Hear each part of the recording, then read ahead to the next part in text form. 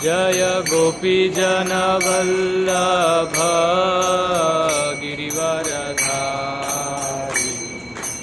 यशोदानन्दन भज जनरञ्जन यशोदानन्दन भज जनरञ्जन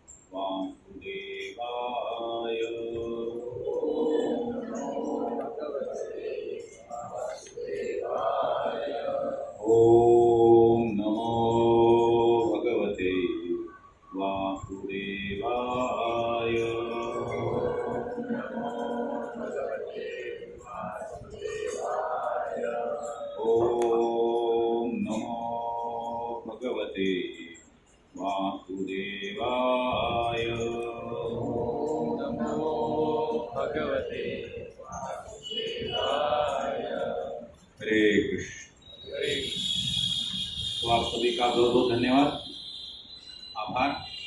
अपना अमूल्य समय निकालकर ये जो वीकली प्रोग्राम है Saturday Vasant Vihar club house यहाँ पर उपस्थित है, तो अंतर्राष्ट्रीय कृष्ण भावनामृत संघ की तरफ से आप सभी का स्वागत है। तो आज का जो विषय है, क्या विषय है आपने पढ़ा हो? हरि नाम की महिमा। तो ये कलयुग में जो चैतन्य महाप्रभु का जब अवतरण हुआ है, उनका मुख्य उद्देश्य है हरि नाम का प्रसार करना। तो पिछले हफ्ते पूरी दुनिया भर में जितने भी हमारे मंदिर थे, 1000 से ज़्यादा, हर मंदिर में गौर पूर्णिमा का उत्सव बहुत ही उत्साहपूर्ण तरीके से सेलिब्रेट होता है। तो वो अवतरण का थोड़ा आगे का हफ्ता है, इसलिए हम उनके जो आविर्भाव है उससे ज़्यादा थोड़ा अगला लीला है उसके ऊपर चर्चा करने का ये लास्ट ट्यूसडे दामोदर ठाकुर जी ने बहुत ही अच्छे तरीके से इसके बारे में विवरण किया था। तो आज है हम उसी श्रृंखला में थोड़ा आगे बढ़ के उसके ऊपर चर्चा करेंगे।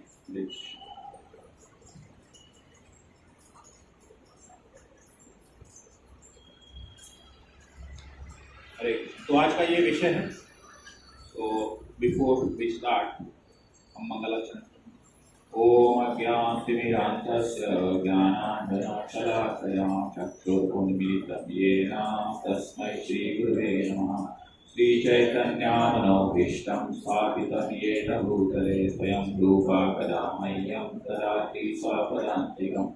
वन्देऽहं श्रीगुरु श्रीपादकमलं श्रीगुरुवैष्णवं श्रीरूपं साग्रजातं सहगणार्गुणाकान्वितं वंशदेवं साद्वैतं सावधूतं परिजनासहितं कृष्णचैतन्यदेवं श्रीराधा कृष्णपदां सहगणा ललिता श्रीविशाखान्वितं हे कृष्णा करुणा सिंधु दीनबंधु जगत्पते गोपेशा गोपिका कांत राधा कांत नमोस्तुते।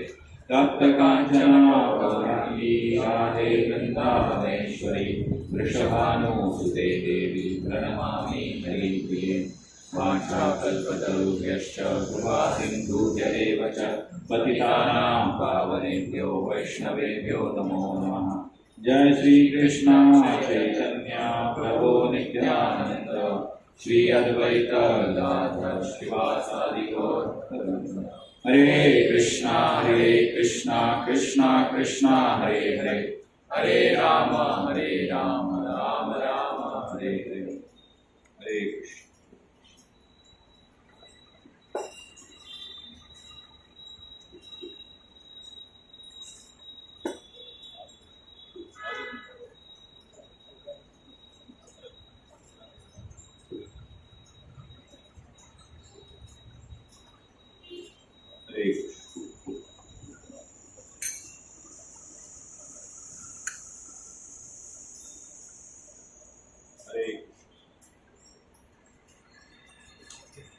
कली काले नाम रूप कृष्ण अवतार नाम है ते हय सर्व जगत निस्तार।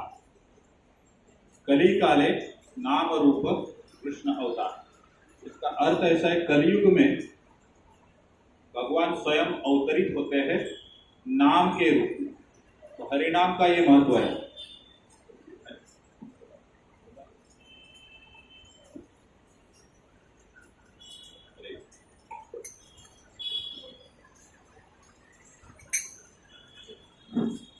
तो थोड़ा चैतन्य चरितामृत जो ग्रंथ है इसके ऊपर थोड़ा हम चर्चा करेंगे। चैतन्य चरितामृत जो है उसमें प्रमुख 3 विभाग है, आदि लीला, मध्य लीला और अंत्य लीला। तो ये 3 इसमें उसका वर्गीकरण हुआ है। आदि लीला जो है वो चैतन्य महाप्रभु जब तक संन्यास दीक्षा लेते हैं, अपनी उम्र कितनी 24, एट द एज ऑफ 24, तब तक का उनका पास टाइम वहाँ पर है। उसमें उनकी बचपन की लीलाएं हैं, वो किस प्रकार राधा रानी के भाव में चैतन्य महाप्रभु अवतरित हुए हैं और उनके जो सहयोगी पार्षद कौन थे, किस प्रकार वो संस्कृत के बहुत ही विख्यात स्कॉलर थे, वो दामोदर सख ने बहुत अच्छे से बताया। तो ये सारा जो पार्ट आता है आदि लीला का पार्ट है। दूसरा है मध्य लीला। तो आदि लीला जब वो संन्यास धारण करते हैं तो वो एक्चुअली उनको वृंदावन में जाना उनका इच्छा होती है, लेकिन एक तो बेटे ने संन्यास लिया और वृंदावन मायापुर मतलब बंगाल से काफ़ी दूर है, तो उनकी माताजी का कहना ये था कि बहुत दूर पड़ेगा, बेटा थोड़ा पास में रहेगा तो अच्छा लगता है, आउट ऑफ मदर्स अफेक्शन। तो वो बोले वहाँ मत जाओ, तुम जगन्नाथपुरी जाओ। तो माताजी के आदेश के ऊपर वृंदावन जाने के बजाय महाप्रभु जगन्नाथपुरी जाते और वहाँ से फिर मध्य लीला शुरू होता है। तो मध्य लीला में उनका 24 से 30 साल तक का पास टाइम्स है, जिसमें उनका किस प्रकार वो सार्वभौम भट्टाचार्य उनका उद्धार करते हैं। उनके गुरु माधवेंद्रपुरी, उनके गुरु ईश्वरपुरी थे, बट माधवेंद्रपुरी का वर्णन ये मध्य लीला में आता है। और जो सार्वभौम भट्टाचार्य थे वो अद्वैतवादी थे, मतलब मायावादी थे। तो उनको किस प्रकार उन्होंने वैष्णव जो फिलॉसफी हमारा अचिंत्य भेदाभेद तत्व, इसका किस प्रकार शिक्षा दिया, इसका पूरा वर्णन वहाँ पर आता है मध्य लीला में। उसमें जगन्नाथ रथ यात्रा के बारे में भी जिक्र किया गया है। और आखिर में आता है अंत्य लीला, जिसमें रूप गोस्वामी जो है उनके द्वारा रचित विविध प्रकार की नाटिका का वर्णन है। और जो सामाजिक आलोचक है उनके साथ साथ रघुनाथ दास गोस्वामी, जगदानंद पंडित, इनके साथ किस प्रकार उनका वार्तालाप हुआ, इसका विवरण है। तो इस प्रकार ये चैतन्य चरितामृत का वर्गीकरण है। कुल 13,000 श्लोक है उसमें। और चैतन्य महाप्रभु के जीवन के बारे में करीब करीब हर इंफॉर्मेशन वहाँ पर मौजूद है। तो ये बहुत जरूरी है ऐसे प्रसंग पर इनके बारे में चर्चा करना। तो चैतन्य महाप्रभु का जो अवतरण हुआ उनके विविध कारण हैं। तो बाह्य रूप से 3 कारण आते हैं। एक तो ब्रज भक्ति प्रदान करना, जैसे कि पहले मतलब आदि लीला में बताया गया कि वो राधा रानी का रूप में महाप्रभु अवतरित हुए। तो राधा रानी मतलब प्राइमरी उनका वृंदावन से कनेक्शन आता है। तो ये पहला है, ब्रज भक्ति जो है उसको हमारे वैष्णव भक्तों को प्रदान करना, ये पहला पर्पज है। और दूसरा उद्देश्य है कलयुग का जो युग धर्म है हरिनाम संकीर्तन, उसका उद्घाटन करना, ये दूसरा उद्देश्य। और तीसरा कारण ये था कि अद्वैत आचार्य जिन्होंने बहुत ही तीव्रता से आवाहन किया था कि वहाँ पर महाप्रभु का अवतरण होना चाहिए। तो अद्वैत आचार्य के ऊपर एक डेडिकेटेड क्लास हुआ था यहाँ पर, तो चाहिए तो आप उसको रेफर कर सकते हैं। तो ये उनका जो आवाहन था उसको भी भगवान को प्रतिसाद देना था। तो ये 3 बाह्य रूप से कारण है। तो आज का जो है, आज जैसे विषय है प्राइमरी क्या है, हरिनाम के बारे में ही हम चर्चा करेंगे। तो किस प्रकार ये महत्वपूर्ण है, कलयुग में हरिनाम क्यों इतना ज़्यादा महत्वपूर्ण है। तो हम अभी मध्य लीला से ही शुरू करेंगे। जैसे चैतन्य महाप्रभु कहाँ पर गए मध्य लीला में, जगन्नाथपुरी जाते हैं। तो जगन्नाथपुरी में जैसे उन्होंने जगन्नाथ जी का जो ध्वज देखा, वो उनको दर्शन की तीव्र इच्छा हो गई। वो इतना तीव्रता से भागे कि आगे जो उनके पीछे नित्यानंद महाप्रभु वगैरह पार्षद वो पीछे रह गए। और चैतन्य महाप्रभु बहुत ही तीव्रता से मंदिर की तरफ बहुत ही तीव्र गति से प्रस्थान किए। और वहाँ पर उन्होंने जगन्नाथ जी को प्रणाम किया और इतने भाव विभोर हो गए कि वो वहाँ पर मूर्छित हो गए। मूर्छित हो गए तो वहाँ पर आप समझ सकते हैं, कुछ सिंसियर भक्त होते हैं और कुछ जस्ट प्रिटेंड भी करते हैं। जैसे महाराष्ट्र में एक बता बहुत प्रचलित है, वो गाँव साइड में ज़्यादा होता है, लेडीज लोग क्या बोलते हैं उसको, भगवान का संचारण हुआ है उनके शरीर में अंग देने। तो वैसा सबको नहीं समझेगा इसलिए मैं बोल रहा था।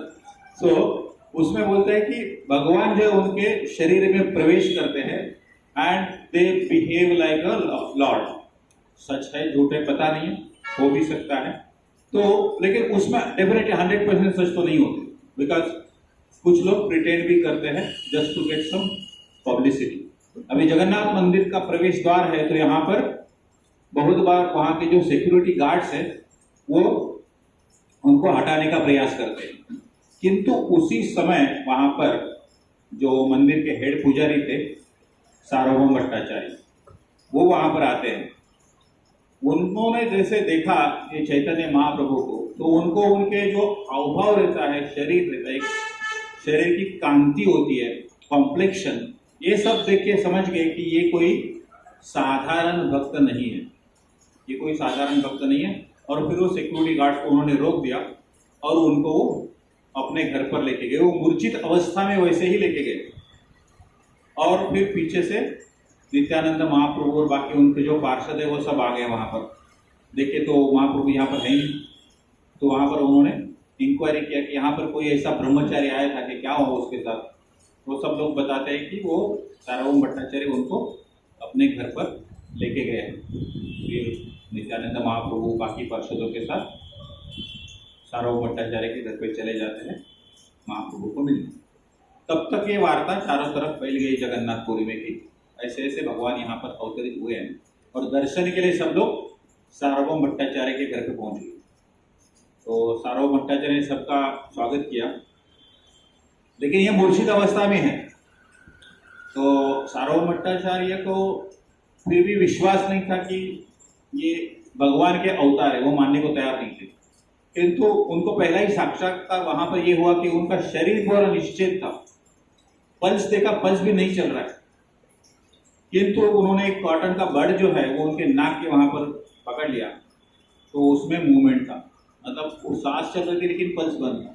तो ये बहुत ही rarest of the rare case होता है जहां पर पूरा भगवान का संचारण होता है, ये उन्होंने अनुभव किया।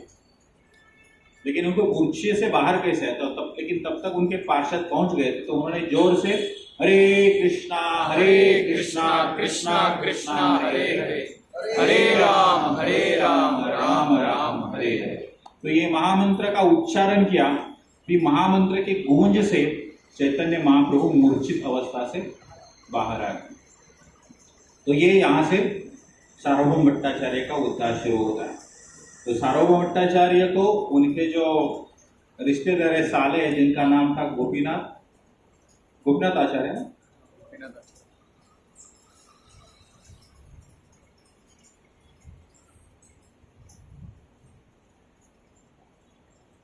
इतना समय लेकर ढूंढने में कैसे होता है। गोपीनाथ भट्टाचार्य तो उनके साले थे, वो भी बताते हैं कि ये भगवान का अवतार है, लेकिन ये मानने को तैयार नहीं। फिर वहां पर काफी चर्चा होती है किस प्रकार ये भगवान के अवतार है। सार्वभौम भट्टाचार्य और उनके जो शिष्य है वो इसके ऊपर विश्वास नहीं करते हैं। तो वहां पर एक आर्गुमेंट होता है, मतलब एक शास्त्र का विधान दिया जाता है।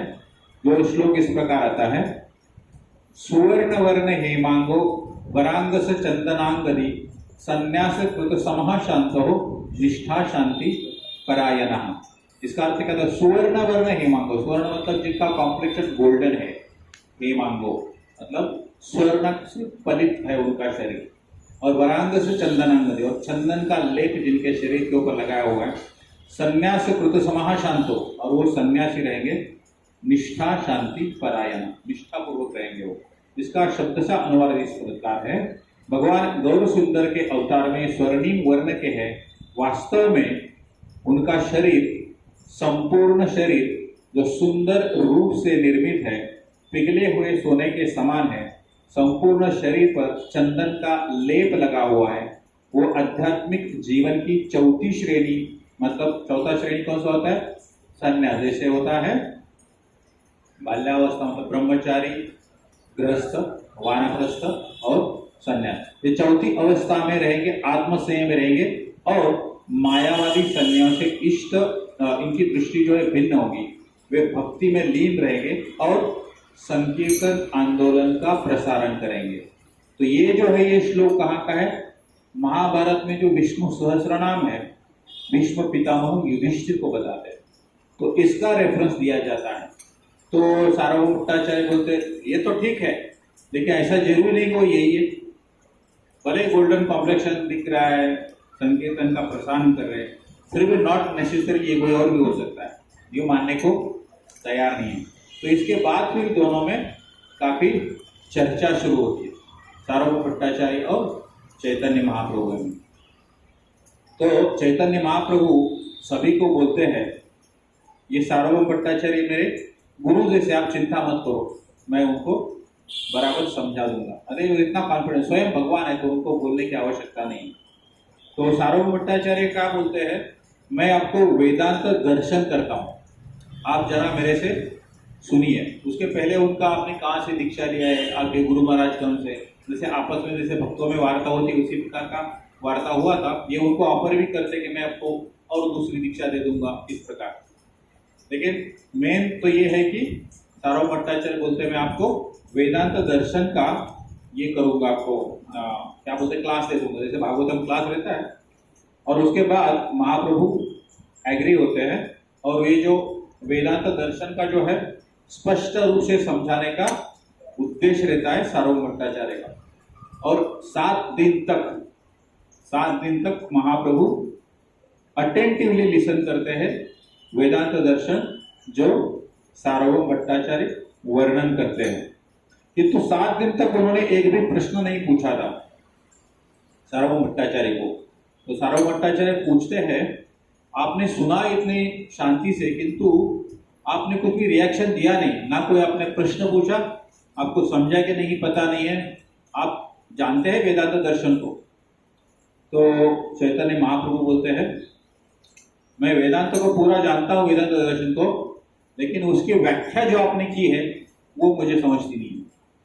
मतलब पूरा शास्त्र मुझे पता है, लेकिन अब जिस तरह से इंटरप्रेट कर रहे हो वो ठीक नहीं। मतलब डायरेक्टली बोल दिया वो ठीक नहीं। उसमें से काफी कुछ विस्तृत आता है उसमें से एक उदाहरण जो बताते हैं, जैसे एक उदाहरण देते हैं, ये किसी भी प्राणी की विष्ठा या किसी भी प्राणी का मृत शरीर, ये दोनों को आप समान कैटेगरी में नहीं रख सकते। उसका उदाहरण क्या है? जैसे गाय का गोबर अन्य प्राणियों के विष्ठा से पूर्णतः अलग है, उसी प्रकार जो शंख होता है वो भी किसी प्राणी का स्कल होता है, लेकिन वो तो पूजा पाठ में यूज होता है। आमतौर पर स्कल मतलब ये वर्जित वस्तु होता है। वो एक उदाहरण देते हैं कि आप जिस प्रकार इंटरप्रेट कर रहे हैं उसमें ये सारे प्रावधान नहीं। तो वो तो जस्ट एक एग्जाम्पल हो गया, लेकिन काफी कुछ उनमें चर्चा हो जाती है, मतलब आदान प्रदान होती है चैतन्य महाप्रभु और सार्वभौम भट्टाचार्य। तो after that Sarvabhauma Bhattacharya agree करते हैं कि आप जो बोल रहे हो वो सच है और मेरा जो अंडरस्टैंडिंग है वो परिपूर्ण नहीं है, क्योंकि उनका क्या अंडरस्टैंडिंग था, एक मायावादी जैसा था। फिर चैतन्य महाप्रभु उनको बताते हैं कि भगवान और जीव इनके गुण समान है, परंतु परिमाण भिन्न है। गुण समान है किंतु परिमाण भिन्न है। जैसे मतलब एक पानी का बूंद रहता है, एक समुद्र रहता है, भले उसमें कंपोनेंट्स आप देखेंगे सब सेम है, किंतु परिणाम अलग है, परिमाण अलग है। बिकॉज ओशन तो उसमें से ड्रॉप तो आप गिन भी नहीं सकते। So lord is like that and जीव इज लाइक अ स्मॉल बिंदु, एक बूंद है छोटा सा। तो ये इस उदाहरण के जरिए ये चैतन्य महाप्रभु सार्वभौम भट्टाचार्य को समझाने का प्रयास करते हैं। उसके बाद ये आत्माराम श्लोक है, ये बहुत ही महत्वपूर्ण श्लोक है। आप सभी ने आत्माराम श्लोक के बारे में सुना होगा, जानता है कोई? तो आत्माराम श्लोक के बारे में सार्वभौम भट्टाचार्य उनको विभिन्न तरीके से बताते हैं, लेकिन वहां पर भी चैतन्य महाप्रभु उसका 18 भिन्न तरीके से सार्वभौम भट्टाचार्य को समझाते हैं। तो आत्माराम श्लोक इस प्रकार है, आत्मारामश्च मुनयो निर्ग्रंथा अप्युरुक्रमहे कुर्वन्त अहेतुकी भक्ति इत्थम भूत गुणोहरि। आत्माराम का अर्थ क्या है? जिसको आत्मा का रियलाइजेशन हुआ है, आत्मा राम। जो जिसको शरीर अलग है, आत्मा अलग है, तो जो आत्मा में ही रत होता है वो आत्माराम। आत्मारामश्च मुनियो निर्ग्रंथ, निर्ग्रंथ मतलब ग्रंथ मतलब एक गांठ होता है, निर्ग्रंथ कोई भी गांठ नहीं है, बंधन। गांठ का एक्चुअल अर्थ क्या है? बंधन से मुक्त, निर्ग्रंथ। तो आत्माराम क्या होता है? निर्ग्रंथ होता है, शरीर बंधनों से मुक्त होता है। कुर्वन्त अहेतुके, उसका जो भी कर्म है वो अहेतुकी होता है। तो इसका एक्चुअल अर्थ ऐसा है, सभी प्रकार के आत्माराम जो आत्मा या आत्मा में आनंद लेते हैं, ये भी अलग अलग है, आत्मा या आत्मा में आनंद लेते हैं, विशेष रूप से आत्म साक्षात्कार के मार्ग पर स्थित है। मतलब जो आत्मा का साक्षात्कार होता है, जिसको लगता है मैं शरीर नहीं आत्मा हूं, जिसका मतलब उसको आत्म साक्षात्कार हुआ है। तो ऐसे स्थित जो लोग हैं वो सभी प्रकार के भौतिक बंधनों से मुक्त होते हैं, उसके बावजूद भगवान की अनन्य भक्ति करने की इच्छा रखते हैं। इसका अर्थ है कि भगवान में दिव्य गुण है और इसलिए वे मुक्त आत्मा से सहित सभी को आकर्षित करते हैं। अब ये उसका बहुत गहन अर्थ है। क्या लिखा है इसमें? भगवान की अनन्य भक्ति करने की इच्छा रखते हैं, मतलब वो मुक्त है उसके बावजूद भक्ति करने की इच्छा रखते हैं। आमतौर पर क्या बोलते हैं हम लोग, भक्त लोग ये सोचते हैं कि हमको मुक्ति मिला तो हमारा अल्टीमेट डेस्टिनेशन है, फाइनल गंतव्य क्या है, इस जन्म मृत्यु के चक्र से मुक्ति लेना। लेकिन मुक्ति जो है वो अंतिम साध्य नहीं है, भक्ति अंतिम साध्य। तो इसके भी विविध 18 प्रकार से विवरण जो है चैतन्य महाप्रभु सार्वभौम भट्टाचार्य को देते हैं। तो सार्वभौम भट्टाचार्य इससे बहुत ही प्रभावित होते हैं और वहां पर फिर वो चैतन्य महाप्रभु को सुप्रीम पर्सनैलिटी ऑफ गॉड है, पूर्ण पुरुषोत्तम भगवान के स्वरूप में स्वीकार करते हैं। तो ये इस प्रकार उनका उद्धार। तो ये संकीर्तन मूवमेंट का जो पहला व्यक्ति है जिसको महाप्रभु ने ट्रांसफॉर्म किया हुआ है सार्वभौम भट्टाचार्य। इसके बाद उनका प्रचार शुरू हो गया, उसके बाद फिर दक्षिण भारत की यात्रा के बहुत सारे आत्माओं का उन्होंने उद्धार किया। लेकिन सार्वभौम भट्टाचार्य सबसे महत्वपूर्ण क्यों है, क्योंकि उनको वेदों का पूरा ज्ञान था और उनके जगन्नाथपुरी में लाखों फॉलोअर्स थे। तो एक व्यक्ति को वैष्णव में कन्वर्ट करने से लाखों लोगों का उद्धार हो गया। तो ये बहुत ही महत्वपूर्ण है। इवन हमारे प्रभुपाद जी जब भी प्रचार करते हैं तो उनका भी उद्दिष्ट ऐसा ही होता है कि एक ऐसा व्यक्ति जो लीडर है उसको ही कन्वर्ट करो तो उसके साथ 1000 लोग ऑटोमेटिक कन्वर्ट हो जाए। तो चैतन्य महाप्रभु से ही उन्होंने ये भी सीखा है। तो सबसे पहला जो व्यक्ति है भक्त बनाया वो है सार्वभौम भट्टाचार्य। तो ये बहुत ही समझना हमको बहुत ही आवश्यक है। सार्वभौम भट्टाचार्य अभी चैतन्य महाप्रभु से प्रेरित हो गए और वहां पर उन्होंने उनको स्वीकृत कर दिया। एक्चुअली इसके थोड़ा पहले का बात है, जब सार्वभौम भट्टाचार्य चैतन्य महाप्रभु को उनके घर पे लेके जाते हैं, ये सुना ना, जब उनको होश आता है उसके बाद तभी वो काफी उनसे प्रभावित होते हैं। फिर बोलते हैं कि आप यहीं रहो। फिर सार्वभौम भट्टाचार्य की मौसी का घर रहता है, वहां पर एक्चुअली चैतन्य महाप्रभु को अरेंजमेंट करते रहने का। तो चैतन्य मुखी को उनको एक आइसोलेटेड जगह चाहिए होती है जो सार्वभौम भट्टाचार्य के मौसी का घर होता है, वहां पर वो रहते हैं। तो चैतन्य महाप्रभु बहुत प्रसन्न हो गए कि अभी सार्वभौम भट्टाचार्य जो है वो प्रभावित हो गए और उन्होंने स्वीकृत किया है कि ये हरिनाम जो है ये बहुत ही महत्वपूर्ण है। और जो नास्तिक फिलॉसफी जो है, मतलब नास्तिक फिलॉसफी में मतलब क्या है, हम भगवान का अंश है ऐसा समझते हैं और जब हमारा मृत्यु होगी तो हम भगवान में सम्मिलित हो जाओ। तो ये फिलॉसफी से बाहर आ गए और हम जो है वो eternal servant of the lord, जीवेर स्वरूप है कृष्णेर नित्य दास। तो दास का जो भाव है ये समझना बहुत आवश्यक है। ये जो मेन फिलॉसफी का डिफरेंस है ये उन्होंने स्वीकृत कर दिया। तो ये उनका जो साक्षात्कार था इससे चैतन्य महाप्रभु बहुत प्रसन्न हो गए। फिर दूसरे दिन चैतन्य महाप्रभु जगन्नाथ मंदिर जाते हैं तो वो पुजारी उनको एक जगन्नाथ जी का गार्लैंड देते हैं और प्रसाद देते हैं। और ये प्रसाद और गार्लैंड लेके महाप्रभु सार्वभौम भट्टाचार्य के घर पे आते हैं। वो घर अलग है, मौसी का घर अलग है।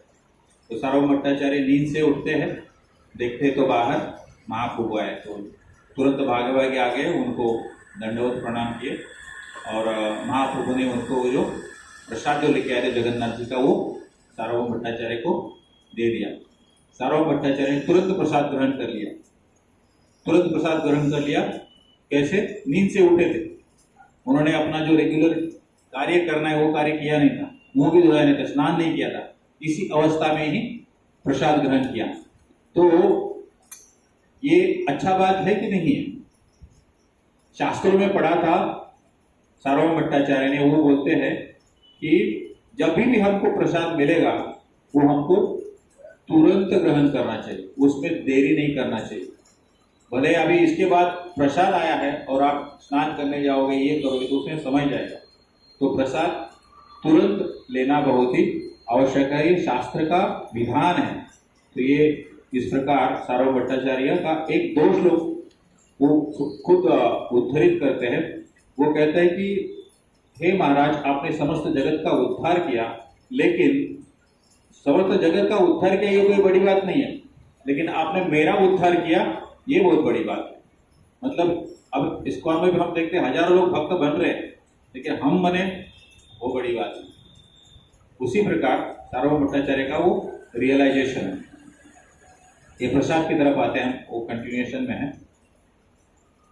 कृष्ण कृष्ण, उन्होंने कृष्ण का पवित्र नाम उच्चारण किया सार्वभौम भट्टाचार्य ने, और महाप्रभु बहुत गदगद हो गए। और जब प्रसाद का बात है तो भट्टाचार्य क्या कहते हैं, भगवान का महाप्रसाद प्राप्त होते ही उसे खा लेना चाहिए, चाहे वो सूखा हो, बासी हो, दूर देश से आया हो। न तो समय का विचार करना चाहिए, न तो स्थान का विचार करना चाहिए। भगवान कृष्ण का प्रसाद सज्जनों को प्राप्त होते ही खा लेना चाहिए, इसमें कोई भी संकोच होना नहीं चाहिए। समय और स्थान के संबंध में कोई विनियामक सिद्धांत नहीं है, और ये भगवान का आदेश है। तो ये सार्वभौम भट्टाचार्य ने शास्त्रों के आधार पर ये जो ज्ञान है अर्जित किया था, उसके आधार पर उन्होंने वो जो प्रसाद का है वो ग्रहण किया। तो उसके आगे जब भट्टाचार्य ने चैतन्य महाप्रभु को पूजा और ध्यान करने का सबसे अच्छा तरीका पूछा, मतलब प्रसाद ग्रहण करने के बाद वो पूछते हैं कि पूजा और ध्यान करने का सबसे आसान तरीका क्या है। तभी चैतन्य महाप्रभु उनको बताते हैं सबसे आसान तरीका है हरिनाम का जाप करना, हरिनाम का उच्चारण करना। और वो क्या है उच्चारण? ये हमारा महामंत्र है, हरे कृष्णा कृष्णा कृष्णा हरे हरे, हरे राम राम राम हरे हरे। तो देखिए ट्रांसफॉर्मेशन किस प्रकार होता है। उन्होंने प्रसाद ग्रहण कर लिया, उसके पहले पूरा फिलॉसफी समझ लिया, और अभी हरिनाम का उच्चारण भी किया। ये तीसरा स्टेप था। अभी चौथा स्टेप में देखो, एक स्टेप आगे बढ़ते हैं। तो यहाँ पर बहुत ही अच्छा श्लोक है श्रीमद् भागवतम में 10वें स्कंद में। ये श्लोक इस प्रकार है, तत्तेनुकंपा सुसमक्षमाना भुंजान एवात्म कृतम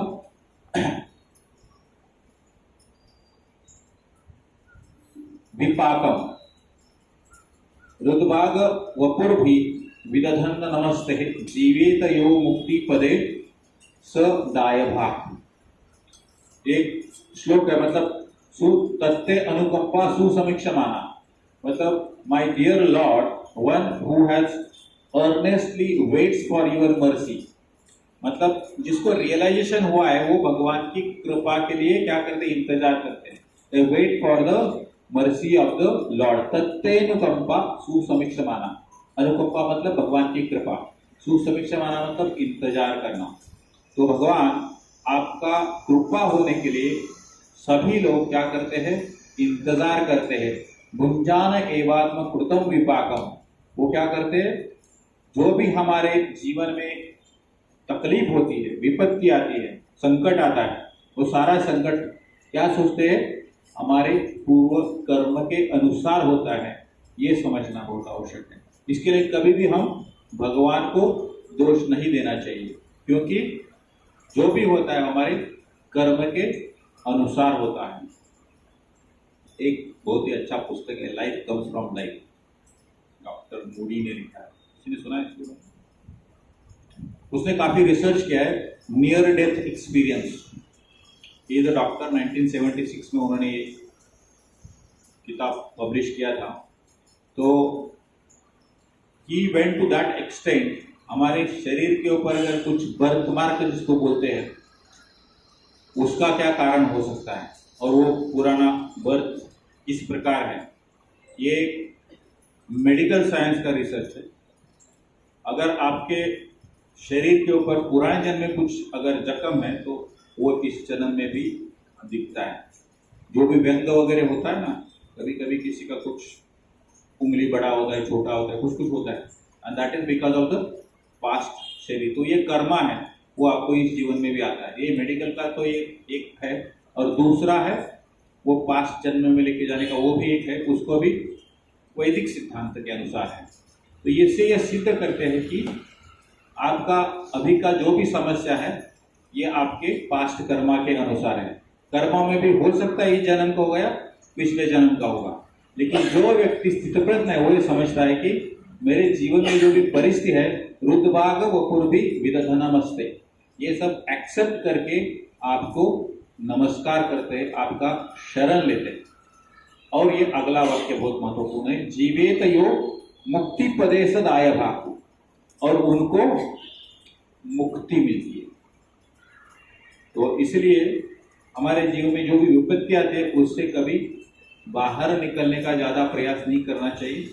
जो भी भगवान जिस स्थिति में डालते हैं वो स्थिति को स्वीकृत करना ही सबसे अच्छा मार्ग है। अभी देखो यहाँ पर भागवतम का श्लोक है, जहां पर ये कहा गया है जो स्वीकृत करते हैं उनको क्या होगा, यो मुक्ति पदे सदाय भाग, उनको क्या होगा, मुक्ति मिल जाएगी। और सार्वभौम भट्टाचार्य ये श्लोक को चेंज करते हैं और क्या लिखते हैं आगे, जो मुक्ति पदे है वो शब्द चेंज करते हैं भक्ति पदे। मतलब मुक्ति नहीं चाहिए मुझे, भक्ति चाहिए। और ये चैतन्य महाप्रभु को प्रेजेंट करते हैं। चैतन्य महाप्रभु बहुत ही प्रसन्न होते हैं। उन्होंने कोई ये श्लोक ऐसा भागवतम चेंज नहीं किया, किंतु एक अपना जो भाव होता है कि मुझे मुक्ति से ज्यादा भक्ति महत्वपूर्ण, ये उन्होंने वहां पर चैतन्य महाप्रभु को प्रस्तुत किया। तो महाप्रभु बहुत ही गदगद हो गए ये सब सुन के। तो ये भट्टाचार्य आगे कहते हैं, जो निर्विशेषवादी भगवान श्री कृष्ण के दिव्य रूप को स्वीकार नहीं करते तथा जो राक्षस सदैव उनकी निंदा तथा उनसे युद्ध करने में लगे रहते, वो ब्रह्म तेज में लीन होकर दंडित होते हैं, किंतु भगवान की भक्ति में लगा हुआ व्यक्ति उसको इस प्रकार का साथ नहीं मिलता है भगवान का। मुक्ति के 5 प्रकार हैं, 5 प्रकार की मुक्ति है। कोई बता सकता है कौन कौन सी? सालोक्य, सालोक्य, सारूप्य, सारूप्य, सामीप्य, सामीप्य, सामीप्य, साष्टी, सायुज्य। तो ये 5 प्रकार की मुक्ति है। अभी सार्वभौम भट्टाचार्य का उद्धार किस हद तक हुआ है देखो, वो क्या बोलते हैं, शुद्ध भक्त भगवान के तेज में विलीन होने की अपेक्षा नरक में जाना पसंद करेगा। भगवान के तेज में विलीन होना मतलब क्या होता है, सायुज्य प्रकार का मुक्ति होता है। तो भक्त को सायुज्य प्रकार की मुक्ति की अपेक्षा नहीं करनी चाहिए, क्योंकि सायुज्य में क्या होता है, भगवान के शरीर में लीन हो जाते हैं। इसलिए तो ये मायावादी का फिलॉसफी क्या, हम ही भगवान है। उसमें भी 2 प्रकार है, एक तो भगवान के तेज में विलीन होना और शरीर में विलीन होना। भगवान का जो तेज है, भगवान के शरीर से जो निकलता है तेज, उसके ऊपर ही पूरी सृष्टि चलती है।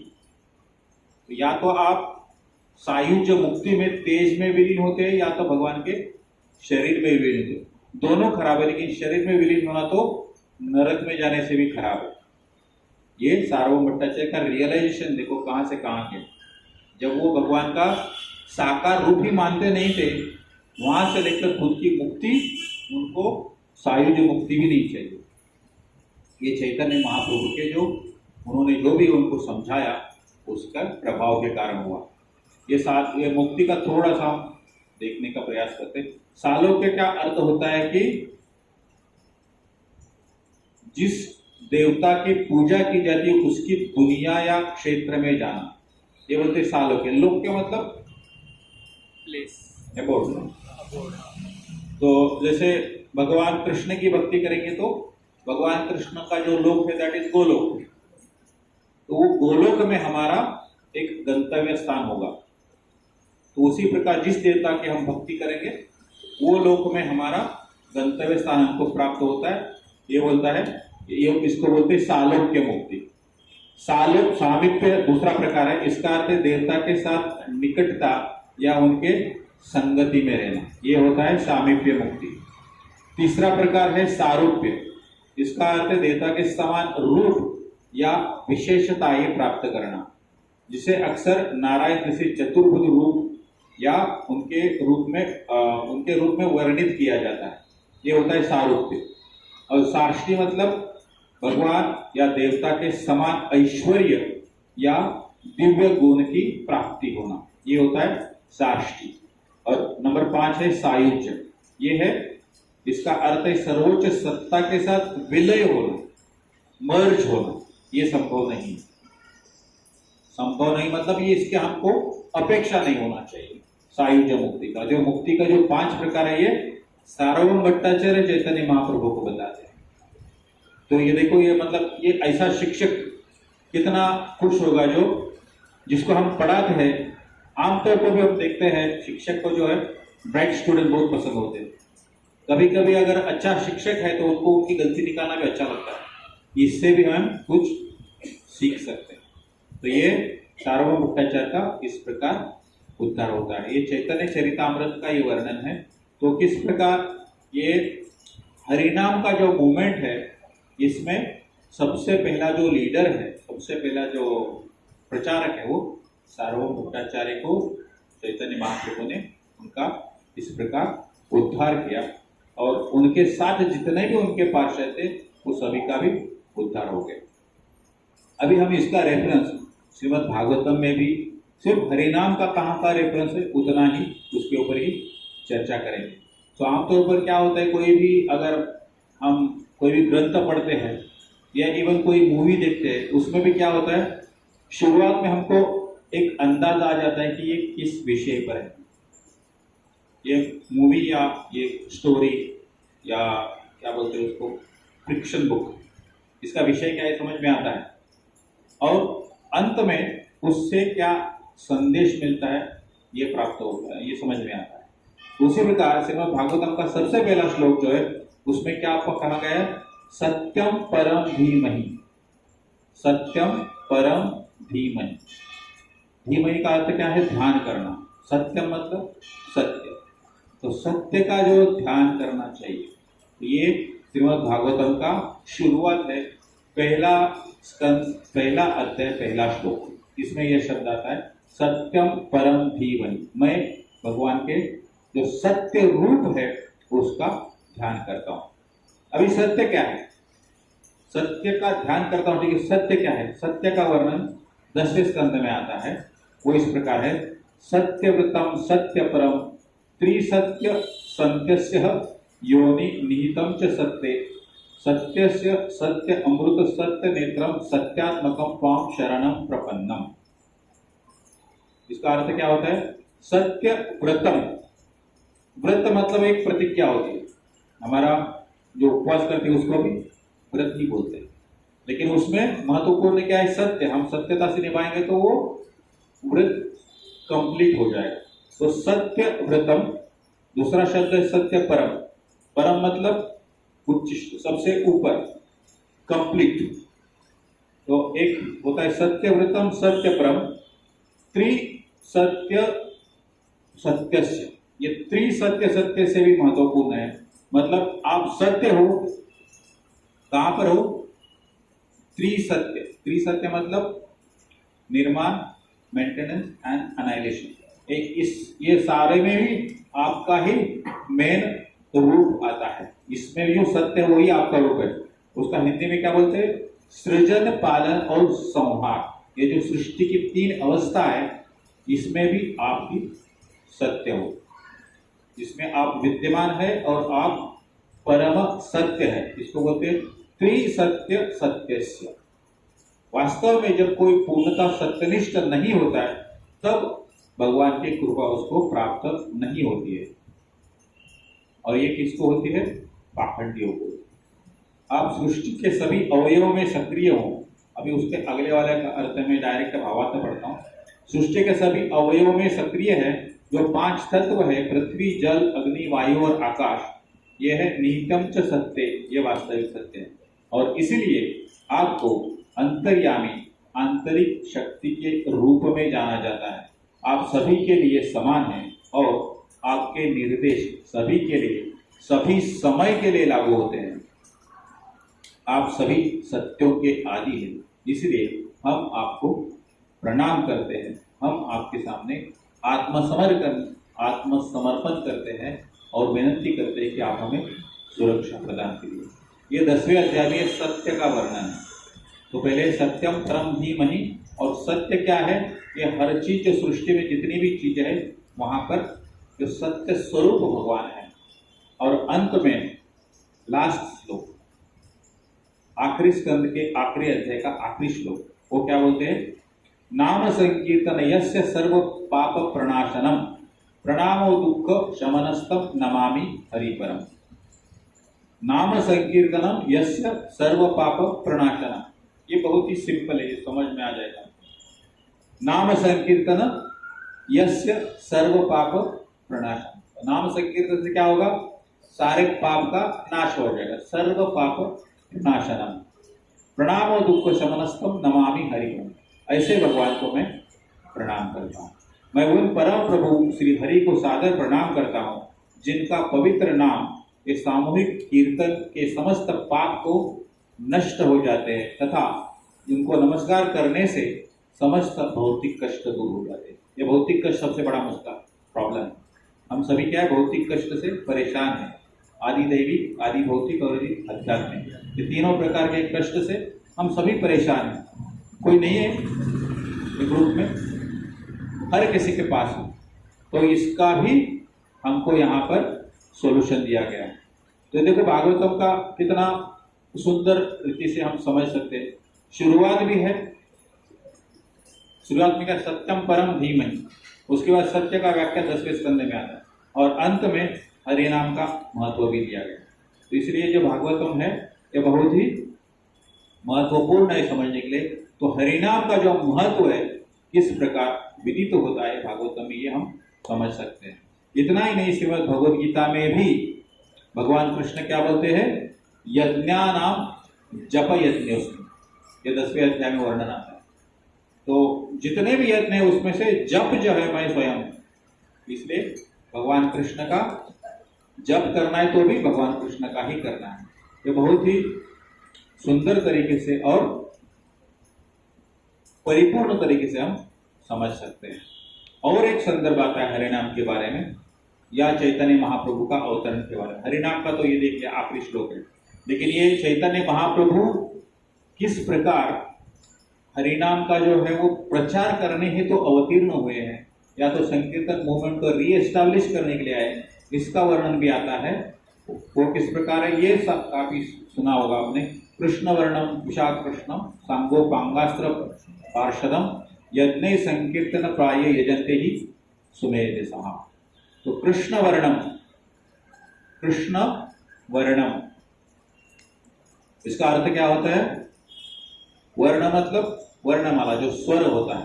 कृष्ण जो शब्द है उसका लिंग कृष्ण वर्णम, मतलब ये कृष्ण जो स्वर है वो उच्चारण करने के लिए त्वचा कृष्णम, त्वचा मतलब त्वचा, कृष्णम मतलब अकृष्णम, एक्चुअली वो संस्कृत का ये ठीक से पढ़ना पड़ता है। त्वचा कृष्णम, कृष्ण नाम का स्वरण करने के लिए अकृष्ण मतलब गौर वर्ण गौरांग महाप्रभु अवतरित होंगे। कैसे होंगे? सांगोपांगास्त्र पार्षदम, उनके संग उनके पार्षद रहेंगे। और सांगोपांगास्त्र, उसमें अस्त्र भी रहेगा, हरिनाम नाम का अस्त्र, पार्षद भी रहेंगे, उनके डिसाइपल्स भी रहेंगे। और वो क्या करेंगे? यज्ञ संकीर्तन प्राये, कौन सा यज्ञ करेंगे? संकीर्तन यज्ञ। यज्ञ संकीर्तन प्राय, प्राय मतलब प्राइमरी, यज्ञ संकीर्तन प्राय यजंते ही सुमेधसा, यजंते मतलब इस प्रकार के यज्ञ करेंगे। और कौन करेंगे? वो भी महत्वपूर्ण, एक एक शब्द समझो। सुमेधसा, मेधा मतलब इंटेलिजेंस, बुद्धि, सुमेधसा और कुमेधसा। सुमेधसा मतलब अच्छा बुद्धिमान। तो ये जो भी करेंगे वो कौन होंगे? इंटेलिजेंट होंगे। मतलब हम बहुत ही खुशनसीब है, यहाँ पर जो बैठे हैं उनको भगवान स्वयं बोलते हैं कि आप इंटेलिजेंट हो। जो भी हरिनाम का उच्चारण करता है, जो भी इन शॉर्ट इस्कॉन में ज्वाइन होता है, वो इंटेलिजेंट होता है। अगर इंटेलिजेंट का क्लब छोड़ने वाला कृपण ही होगा, मूर्ख ही होगा। तो ये भागवतम का विधान है। कृष्ण वर्णम पिशा कृष्णम सांगोपांगास्त्र पार्षदम यज्ञ संकीर्तन प्राय यजंते ही सुमेधस। तो ये श्रीमद् भागवतम का रेफरेंस यहाँ पर आता है अबाउट हरिनाम। अभी हम ये थोड़ा युग धर्म के बारे में बात करेंगे। हर एक युग में किस प्रकार का विधि विधान दिया। Finally at the end of the day हम सभी को क्या सत्य की खोज करनी है, आत्मा का रियलाइजेशन होना है, साक्षात्कार होना है। लेकिन इसका विधि विधान युग के अनुसार बदलता है। हर एक युग में वही चीज लागू नहीं होती। हमारे मटेरियलिस्टिक लाइफ में भी ऐसा ही होता है। जैसे पहले सब काम मैन्युअली होते थे, धीरे धीरे कंप्यूटर आ गया, तो एज के अनुसार कंप्लीट चेंज हो गए। जैसे आजकल सब ऑनलाइन दाखिला मिलते हैं, हमको आपको क्यों नहीं जाना पड़ता है, या ज़्यादा करके एजेंट वगैरह ये सारे जो प्रकार, ये सब नहीं करना पड़ता है, क्योंकि ये पर्टिकुलर एज में वही चलेगा।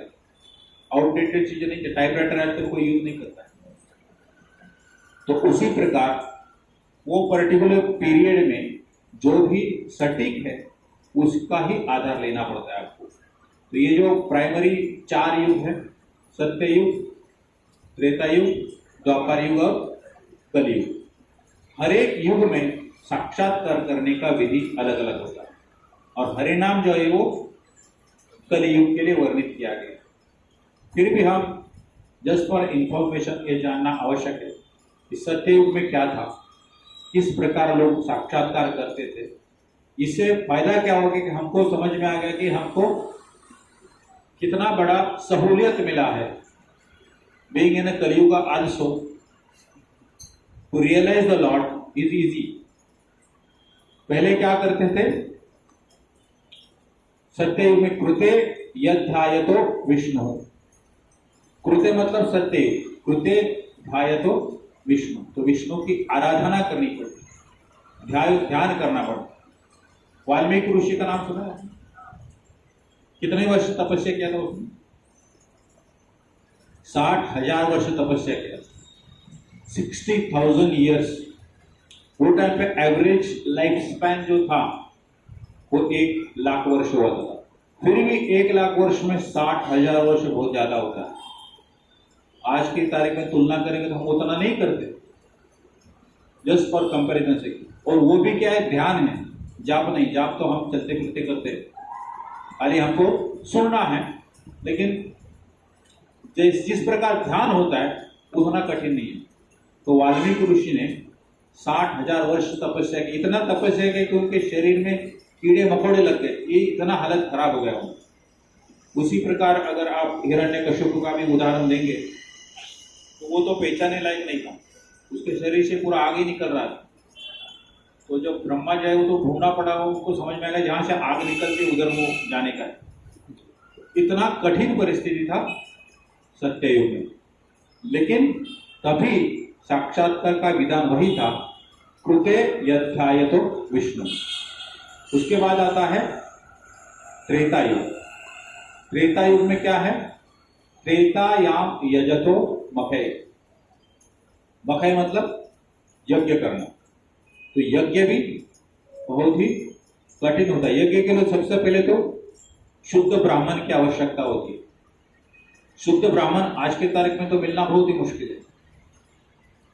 और ऊपर से इसमें इतने कंडीशंस हैं कि जैसे हम भी बोलते हैं ना, अगर भागवत कथा करते हैं तो पैसा नहीं लेना चाहिए, कमर्शियल हो जाता है। ब्राह्मण जो भी पूजा करता है पैसा नहीं लेना चाहिए। आज के तारीख में तो पहले ही पूछा जाता है कौन सा यज्ञ करना है, वो हिसाब से लक्ष्मी है, गणपति की स्थापना करनी है, सत्यनारायण का पूजा करना है, 1000 प्रकार के यज्ञ होते हैं, त्रिपिंड श्राद्ध करना है, हर एक का रेट अलग अलग है। इसका मतलब जो पहला कंडीशन है कि ये निरपेक्ष होना चाहिए, वो भी फेल हो गया। ऊपर से जो भटजी मिलेंगे, जो ब्राह्मण मिलेंगे, वो शुद्ध है कि नहीं उसका गारंटी नहीं है। उनका संस्कृत उच्चारण भी ठीक नहीं होता है। बहुत लोगों को तो आज के तारीख में आचमन का विधि भी पता नहीं होता है। हमको भी पता नहीं था जब तक हम मंदिर में विग्रह का सेवा जब तक शुरू नहीं कर, हमको पता नहीं था कि इतना डिफिकल्ट होता है आचमन, उसमें 50 स्टेप्स है। तो ये कितने लोगों का आता है, ये संशोधन का विषय है। तो यज्ञ भी बहुत ही मुश्किल है। तो त्रेतायाम यजतो मखे, ऊपर से उसमें क्या होता है, शुद्ध घी चाहिए। घी भी शुद्ध कहाँ मिलता है, ऊपर से इतना खर्चा, वेरी एक्सपेंसिव होता है। अगर आप थोड़ा महाभारत में पढ़ेंगे, युधिष्ठिर महाराज ने अश्वमेध यज्ञ वगैरह किया था, उसका वर्णन देखेंगे तो ऐसा वो पढ़ेंगे तो लगेगा संभव ही नहीं आज की तारीख में। तो ये है त्रेता युग का विषय। उसके बाद आता है द्वापर युग। द्वापारे परिचर्यायाम। तो द्वापर युग में क्या होता है? मंदिरों की पूजा होना। और ये भी देश काल पे बाधित नहीं। मंदिर मतलब यहाँ पर चर्च भी आता है, मस्जिद भी आती है, ये सब द्वापर युग का विधान है।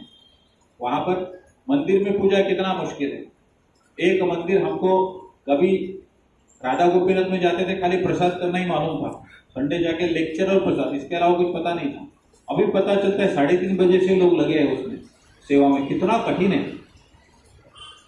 4 बजे पहला भोग, फिर 4:30 बजे मंगल आरती होता है, फिर 5 बजे से ड्रेसिंग होता है, फिर 5 से 7, ये 2 घंटे में 2 बार भोग लगाना है। 7:30 बजे फिर श्रृंगार आरती होता है, फिर 8:30 बजे भोग लगता है, फिर 11:30 बजे राजभोग, फिर वैकालिका। कितना कॉम्प्लिकेटेड है।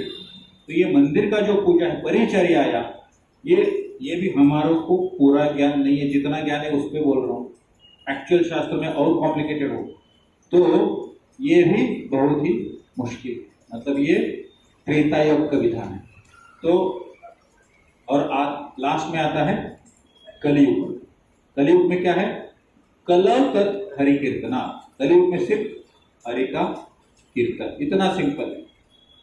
हरि का कीर्तन मतलब सिर्फ हरि नाम का चैंटिंग करना है। इसको स्थल का बंधन नहीं है, काल का बंधन नहीं है, आप किस प्रकार बैठे हैं उसकी कोई जरूरत नहीं है, सिर्फ हरि का नाम लेना है। कलव तत् हरि कीर्तना। और क्यों ऐसा है, क्यों ये सहूलियत दी गई? तो कलयुग, कली का अर्थ ही होता है कलह, मतलब झगड़े का युग। हर जगह झगड़ा चालू रहता है। 2 राष्ट्र के बीच झगड़ा चालू है, 2 राज्य के बीच झगड़ा चालू है, 2 नेता के बीच झगड़ा चालू है, 2 परिवार के बीच झगड़ा चालू है, एक परिवार के अंदर भी झगड़ा चालू है, कभी कभी हमारे मन में भी द्वंद्व होता है। तो ये सारे प्रकार की कलह है। तो इससे बाहर आने के लिए एक ही उपाय दिया गया है शास्त्रों के आधार पर, ये हरिनाम, कलह तत् हरि कीर्तना। इसलिए हमें ये जो भी महामंत्र करना है, इसमें कोई डरने की जरूरत नहीं है। यज्ञ संकीर्तन प्राय यजन्ते ही सुमेधसा। ये केवल 16 अक्षरों का जो है जाप है वही करना है, और उससे ही हमारा साक्षात्कार का जो उद्दिष्ट है वो सफल होगा। और हम जो भी हमारा कॉन्स्टिट्यूशनल पोजीशन जिसको बोलते हैं दास, जीवेर स्वरूप है कृष्णेर नित्य दास, तो हम हमारे ओरिजिनल जो स्वरूप है उसका रियलाइजेशन होगा। तो चैतन्य चरित्रामृत में और एक वर्णन आता है, कली युगे युग धर्म नामेर प्रचार तथा लागी पीता वर्ण चैतन्य अवतार।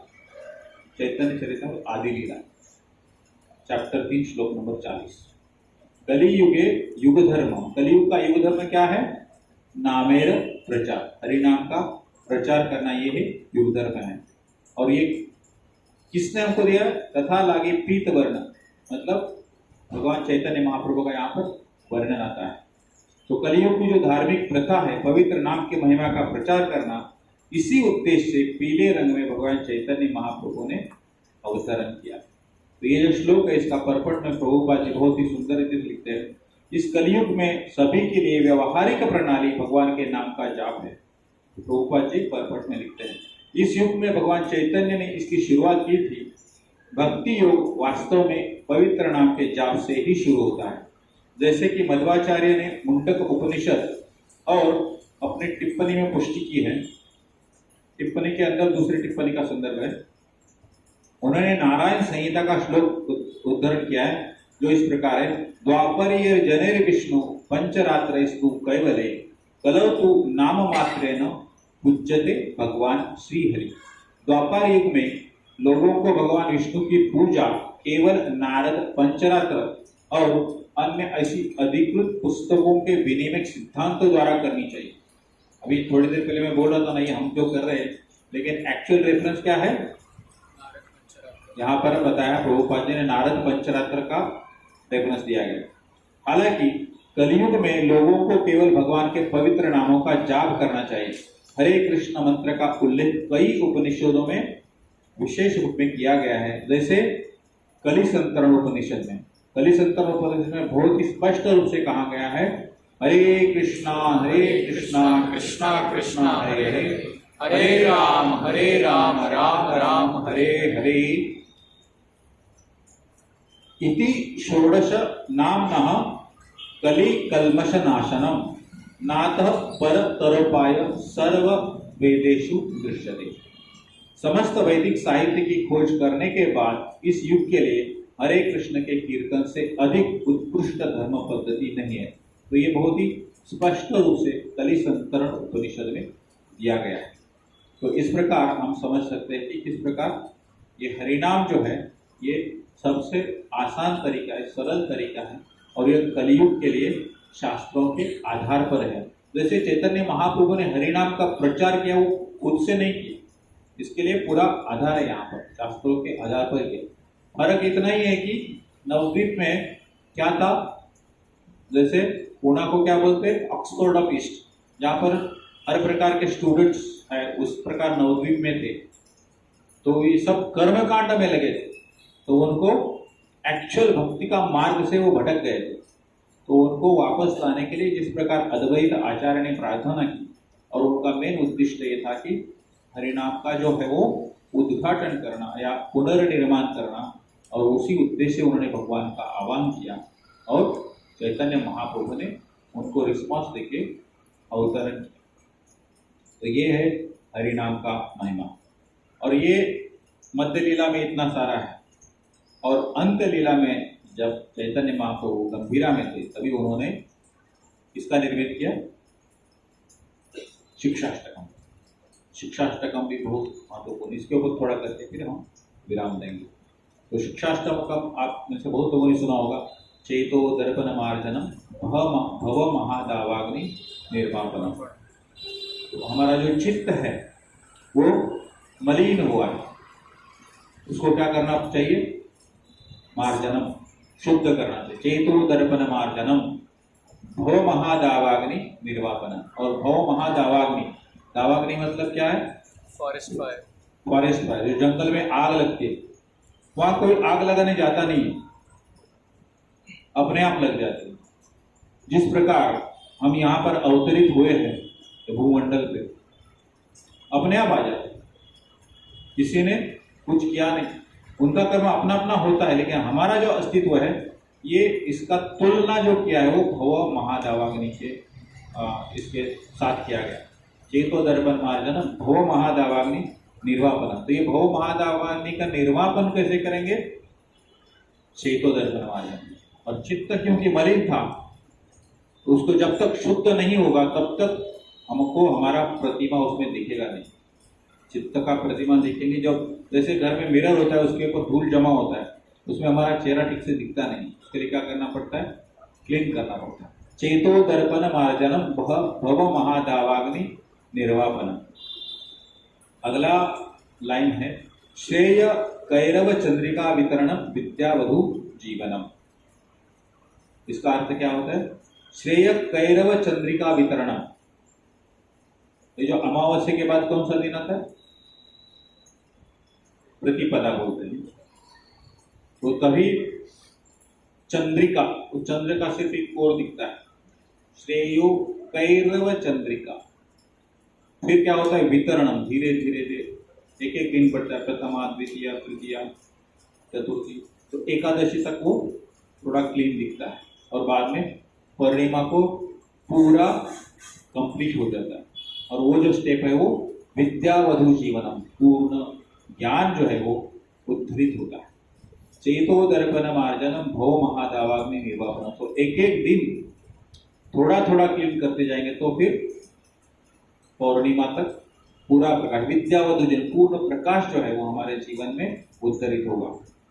और उसका रिजल्ट क्या होगा, आनंदम बुद्धिवर्धनम प्रतिपदम पूर्णामृत स्वादनम। फिर हमको जो आनंद है वो हम उसका ले सकेंगे। अभी आनंद के भी व्याख्या हमको आध्यात्मिक दृष्टिकोण से देखना चाहिए। आनंदम बुद्धिवर्धनम, यहाँ पर आनंद जो है वो बढ़ना ही चाहिए। भौतिक जीवन में क्या होता है, मैं परसों बताया था, पता नहीं कौन था, तो रसमलाई का उदाहरण दिया था। हम रसमलाई खाते हैं, एक खाया, दो खाया, तीन खाया, चार खाया, एक खाने के बाद दूसरा खाने के बाद आनंद वर्धित होता है, तीसरे में भी ठीक लगता है, लेकिन चौथे में नहीं होता। ये है भौतिक जगत। पांचवें के बाद हो सकता है पेट खराब हो जाए, फिर तो घट जाएगा, बढ़ना तो छोड़ो। तो ये है भौतिक जगत। लेकिन आध्यात्मिक जगत में आनंद बुद्धिवर्धनम, ये आनंद जो है वो बढ़ता ही जाता है, क्योंकि आपका रियलाइजेशन की तरफ आप बढ़ते हैं। जितना भी जाप करिए कम लगना चाहिए, उस पर रुचि उत्पन्न होना चाहिए। तो ये कब होगा? जब तक हमारा हृदय का शुद्धिकरण नहीं होगा तब तक नहीं होगा। जैसे आज सुबह ही मधु माधव प्रभु जी ने बहुत एक छोटा सा कथा बताया, बहुत वो बताता हूँ समझने के। उनका ये एक गांव में एक पानी पीने का कुआं था, उसमें वो बताते हैं गांव में 3 कुत्ते थे, वो झगड़ रहे थे आपस में। झगड़ा करते करते वो कुएं में गिर गए। कुएं में गिर गए तो जाहिर सी बात है बात आने लगा।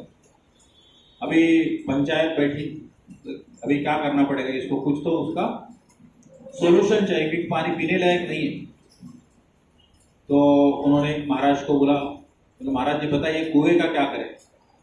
तो महाराज बोले उसमें गंगा जल छिड़को। वो गंगा जल डाल दिया उसमें, लेकिन कुछ फर्क नहीं पड़ा। फिर वापस महाराज को बोला, महाराज जी आपने बताया गंगा जल छिड़का लेकिन कुछ हुआ ही नहीं, अब क्या करें? भागवत सप्ताह करो। फिर 7 दिन का भागवत सप्ताह हो गया, अभी कुछ फर्क पड़ा? कुछ नहीं हुआ। यज्ञ करो, उसके बाद यज्ञ भी किया, फिर भी कुछ फर्क नहीं पड़ा। फिर महाराज जी बोले आपने वो कुत्ते निकाले ना, वो तो आपने बोला ही नहीं, आपने जिस स्टेप्स में गए वो तो गए, मतलब वो तो पहला स्टेप था, ये तो बाद की स्टेप।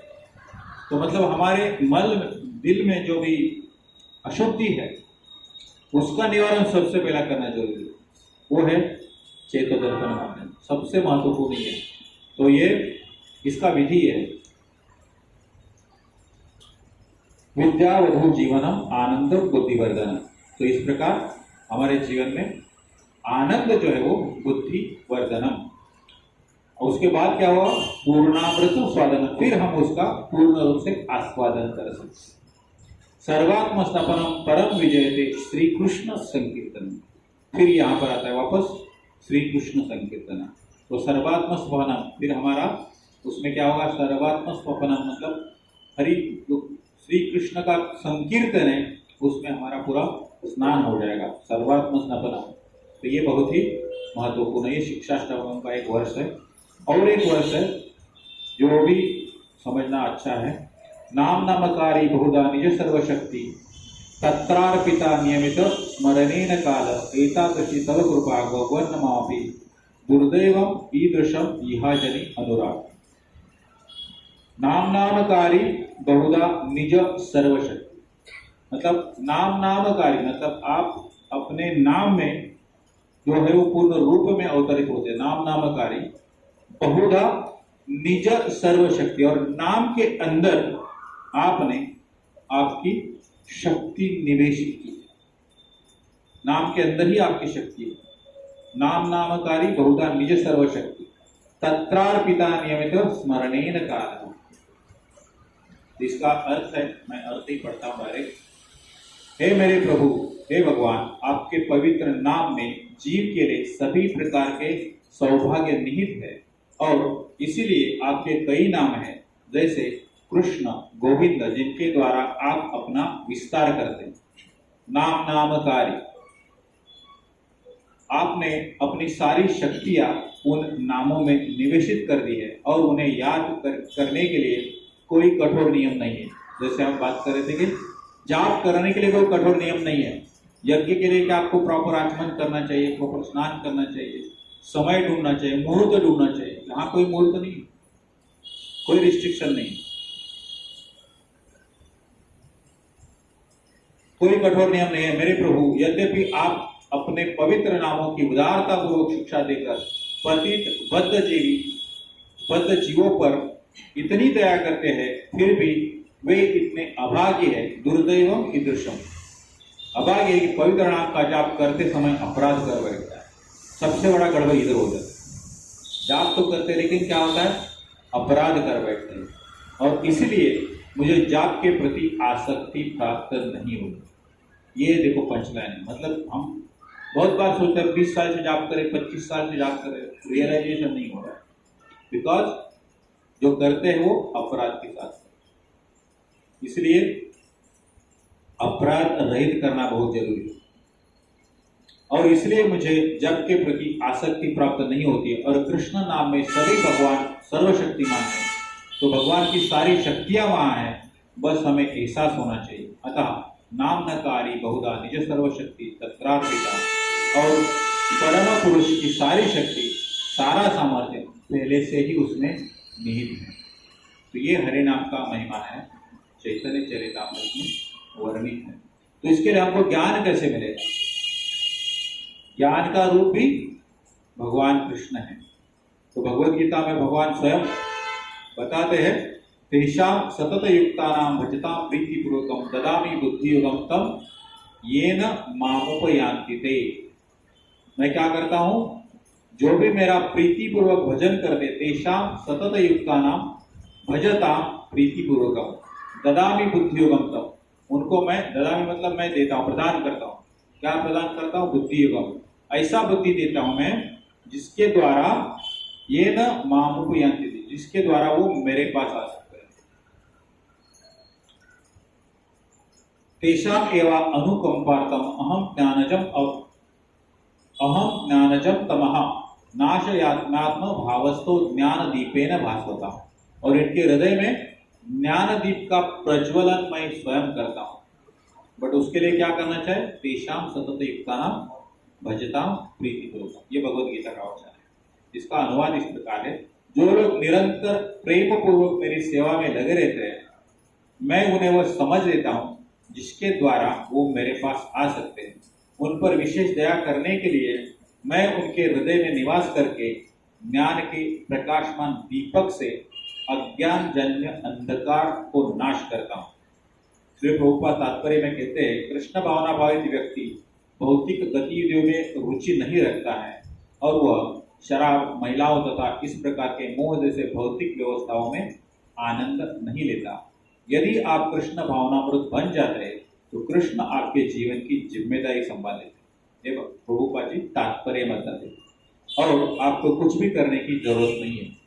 यह सामान्य जन समूह के लिए निर्धारित है कि वे अपने निर्धारित कर्तव्य के अनुसार ईमानदारी से काम करें और उस कर्तव्य के परिणाम या अपने कार्य के परिणाम से भगवान को बलिदान देना चाहिए। बलिदान मतलब ये यज्ञ को काम दिया है, जो भी यज्ञ है वो उनके संतुष्टि के लिए करना चाहिए। ये भगवद गीता में भी भगवान कृष्ण यहाँ पर हमको ये रास्ता बताते हैं।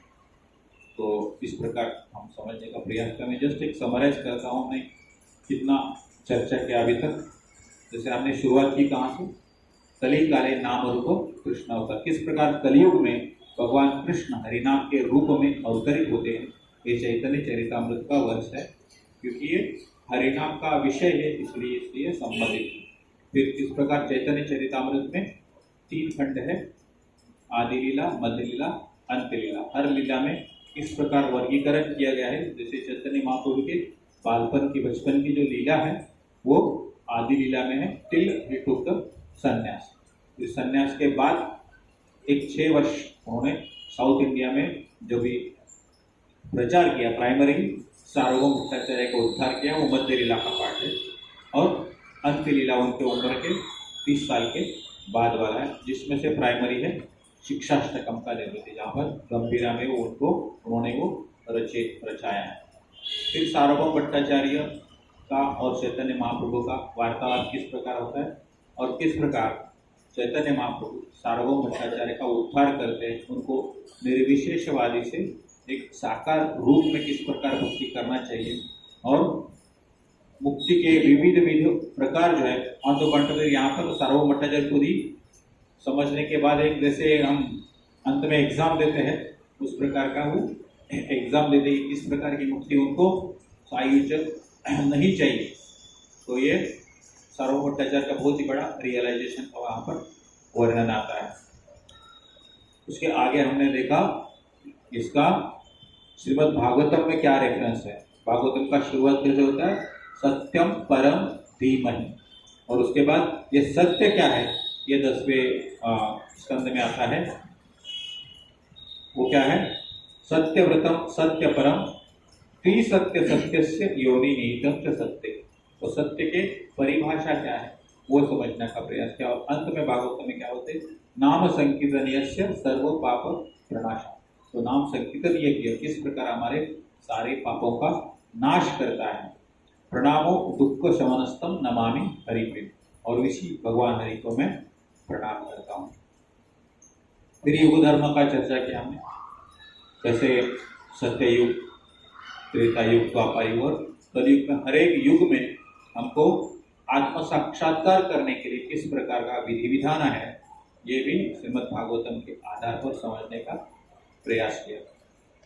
और अंत में शिक्षाष्टकम का क्या अर्थ होता है, और भगवान कृष्ण भगवद गीता में किस प्रकार जो ज्ञान की आवश्यकता है वो स्वयं प्रदान करते हैं, स्वयं उसकी जिम्मेदारी लेते हैं।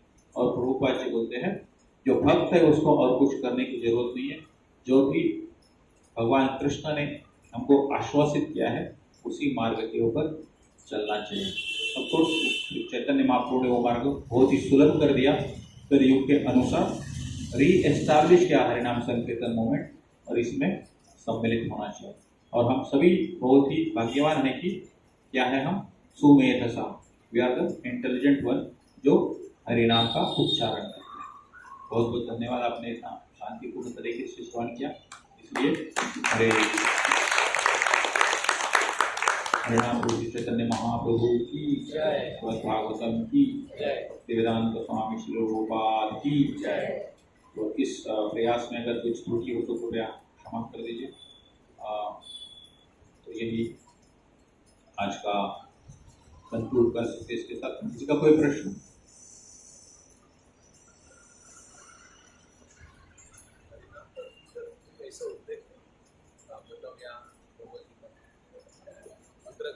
मंत्र का वही कलिसंकरण उपनिषद में, कलिसंकरण उपनिषद का वर्ष है।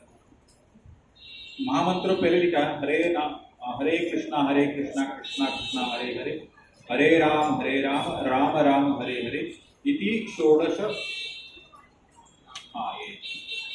इति षोडशकम नामना, इति षोडशकम नामना मतलब ये 16 अक्षर का नाम, इति षोडशकम नामना कलि कल्मष नाशम, कलियुग का कल्मष जो उसका नाश करता है, नात परतरोपाय सर्व वेदेषु दृश्यते।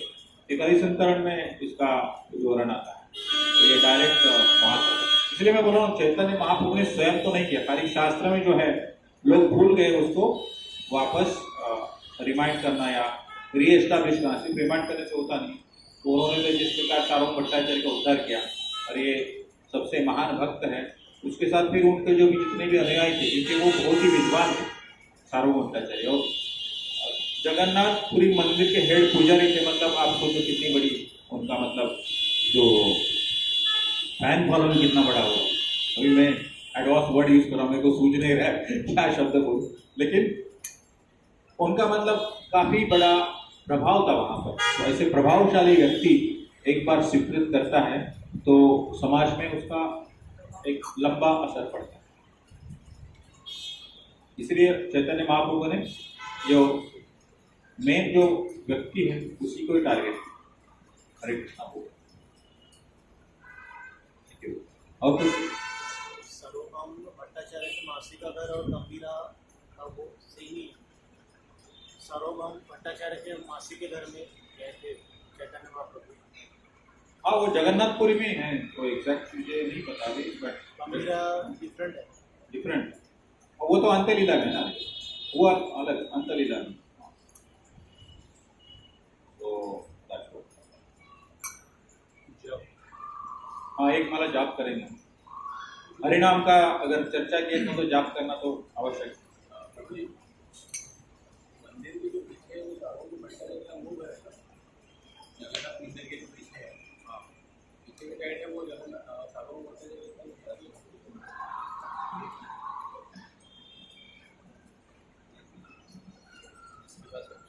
माला है इसके बाद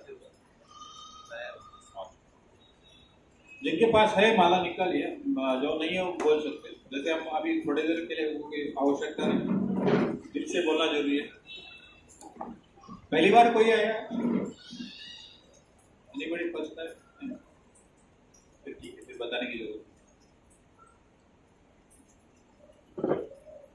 जय श्री कृष्ण चैतन्य प्रभु नित्यानंद श्री अद्वैत गदाधर शिवासादि गौर भक्तवृंद। हरे कृष्ण कृष्ण कृष्ण हरे हरे, हरे राम राम राम हरे हरे, हरे कृष्ण कृष्ण कृष्ण हरे हरे, हरे राम राम राम हरे हरे, हरे कृष्ण कृष्ण कृष्ण हरे हरे, हरे राम राम राम हरे हरे, हरे कृष्ण कृष्ण हरे हरे, हरे राम राम हरे हरे, हरे कृष्ण कृष्ण हरे हरे, हरे राम राम हरे हरे, हरे कृष्ण कृष्ण हरे हरे, हरे राम राम हरे हरे, हरे कृष्ण कृष्ण हरे हरे, हरे राम राम हरे हरे, हरे कृष्ण कृष्ण हरे हरे, हरे राम राम हरे हरे,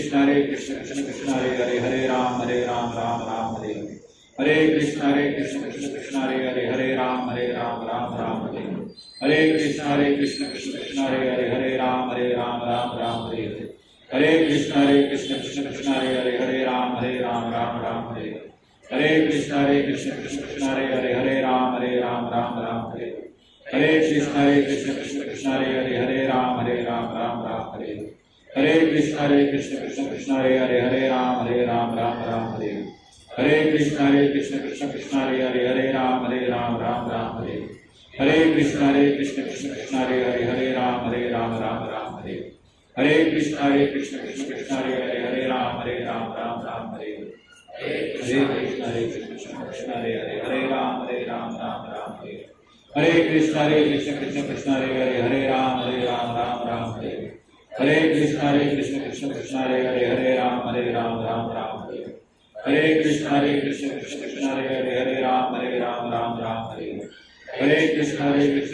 हरे हरे, हरे राम राम हरे हरे, हरे कृष्ण कृष्ण हरे हरे, हरे राम राम हरे हरे, हरे कृष्ण कृष्ण हरे हरे, हरे राम राम हरे हरे, हरे कृष्ण कृष्ण हरे हरे, हरे राम राम हरे हरे, हरे कृष्ण कृष्ण हरे हरे, हरे राम राम हरे हरे, हरे कृष्ण कृष्ण हरे हरे, हरे राम राम हरे हरे, हरे कृष्ण कृष्ण हरे हरे, हरे राम राम हरे हरे, हरे कृष्ण कृष्ण हरे हरे, हरे राम राम हरे हरे, हरे कृष्ण कृष्ण हरे हरे, हरे राम राम हरे हरे, हरे कृष्ण कृष्ण हरे हरे, हरे राम राम हरे हरे, हरे कृष्ण कृष्ण हरे हरे, हरे राम राम हरे हरे, हरे कृष्ण कृष्ण हरे हरे, हरे राम राम हरे हरे, हरे कृष्ण कृष्ण हरे हरे, हरे राम राम हरे हरे, हरे कृष्ण कृष्ण हरे हरे, हरे राम राम हरे हरे, हरे कृष्ण कृष्ण हरे हरे, हरे राम राम हरे हरे,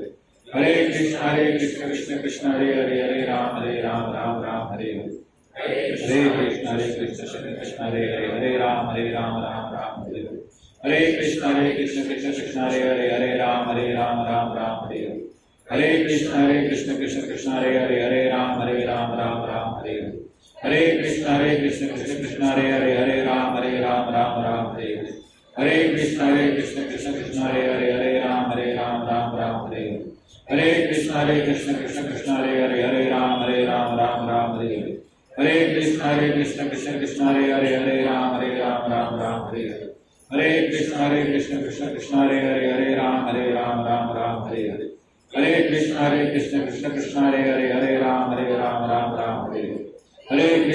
हरे कृष्ण कृष्ण हरे हरे, हरे राम राम हरे हरे, हरे कृष्ण कृष्ण हरे हरे, हरे राम राम हरे हरे, हरे कृष्ण कृष्ण हरे हरे, हरे राम राम हरे हरे, हरे कृष्ण कृष्ण हरे हरे, हरे राम राम हरे हरे, हरे कृष्ण कृष्ण हरे हरे, हरे राम राम हरे हरे, हरे कृष्ण कृष्ण हरे हरे, हरे राम राम हरे हरे, हरे कृष्ण कृष्ण हरे हरे, हरे राम राम हरे हरे, हरे कृष्ण कृष्ण हरे हरे, हरे राम राम हरे हरे, हरे कृष्ण कृष्ण हरे हरे, हरे राम राम हरे हरे, हरे कृष्ण कृष्ण हरे हरे, हरे राम राम हरे हरे,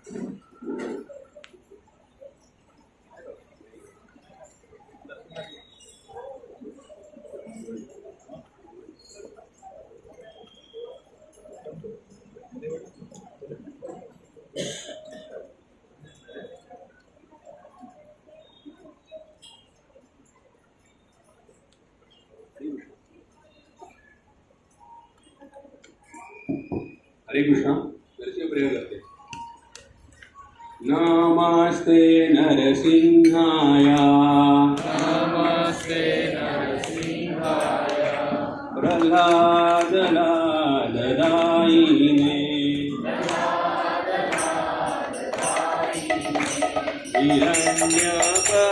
हिरण्यकशिपूर्वशः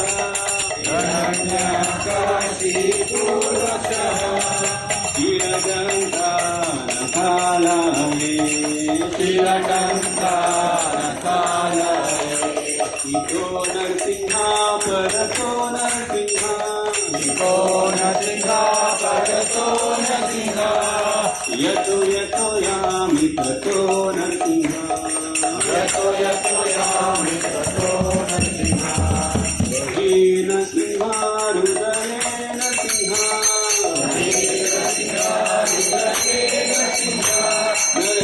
नरसिंहमहिं शरणं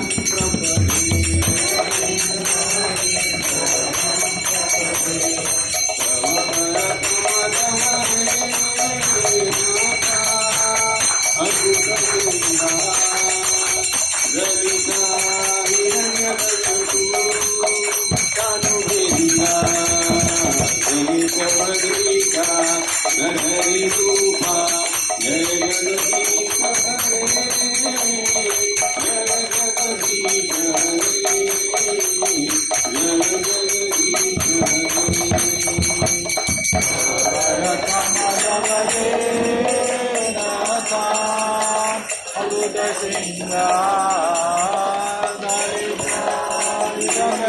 जगदीश हरे जय जगदीश हरे जय जगदीश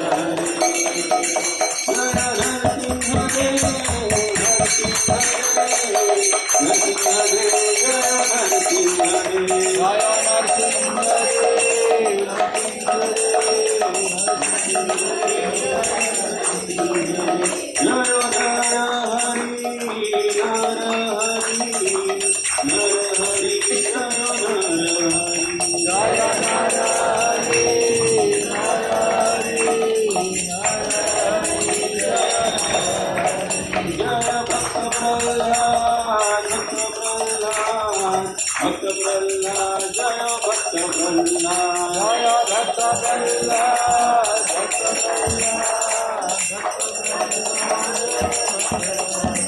जय जय प्रभुपाद प्रभुपाद जय जय प्रभुपाद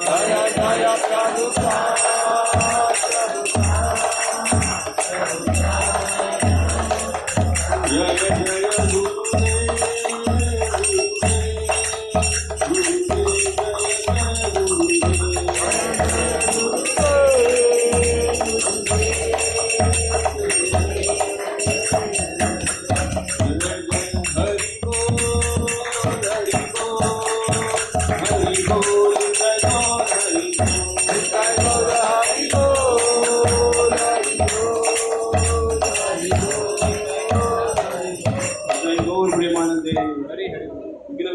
नरसिंह भगवान की जय।